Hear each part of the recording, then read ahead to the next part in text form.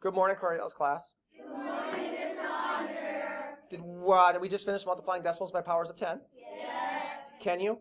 Yes. All right. You guys know what a base is, yeah? Yes. So a base is actually what size? The big number, and the exponent is the Small number. So this would be an example of a power right here, yes? Yes. It's got a base of what? 10.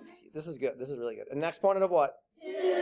The 2 bosses the 10 around, right? Yes. It tells the 10 how many times to... Multiply. Okay, so the exponent tells us how many zeros to add to the base as well, though, right? Yes. So we can multiply 10 by 10 and get 100, right? Yes. Or you could say, well, if it's a base of 10 and an exponent of 2, we just add how many zeros?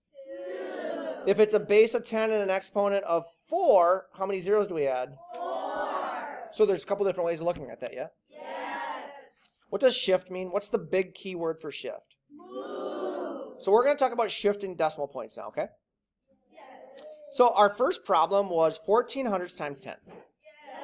You could do 14 hundredths times 10 and solve it like we know how to solve multiplication problems, yes? Yes. But since we have a power of 10.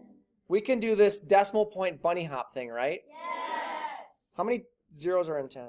1. So if we have 1 0 in 10, the rule is you can actually bunny hop. This is a bunny hop, right? Yes. How many spots? 1. Because there's 1 0, yeah? Yes.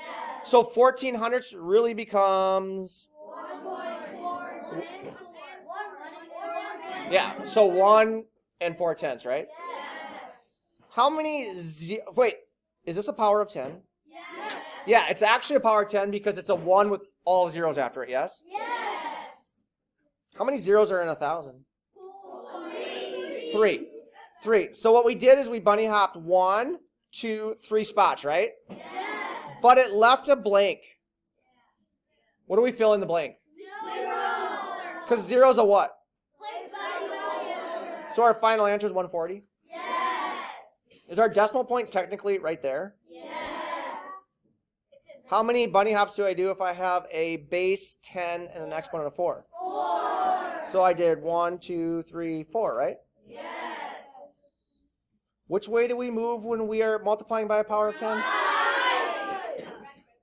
Right? Right?